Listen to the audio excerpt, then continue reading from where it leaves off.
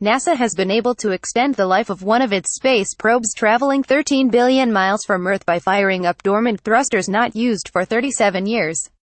Voyager 1 was launched in September 1977 and is the only human-made object in interstellar space, the environment between the stars.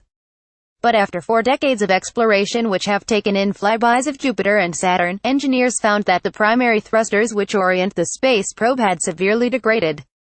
So, in an attempt to keep Voyager 1 operable, NASA tested 4 thrusters on the backside of the spacecraft which have not been used. 1980. Image A Voyager 2 image of Saturn. After waiting more than 19.5 hours for test results to travel through space and reach an antenna in California, engineers found the dormant thrusters had worked perfectly. NASA now plans to use the trajectory correction maneuver thrusters permanently from January, giving Voyager 1 an extra 2 to 3 years life. NASA Jet Propulsion Laboratory engineer Todd Barber said the Voyager team got more excited each time with each milestone in the thruster test. The mood was one of relief, joy and incredulity after witnessing these well-rested thrusters pick up the baton as if no time had passed at all.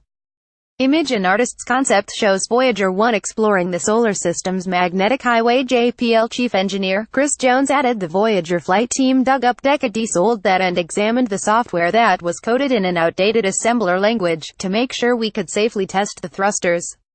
NASA says it will likely perform a similar thruster test on Voyager 2, which was launched 2 weeks before its twin in August 1977 and is on course to enter interstellar space in the next few years. Both plutonium-powered spaceships will continue until they run out of fuel, and will then orbit in the center of the Milky Way galaxy.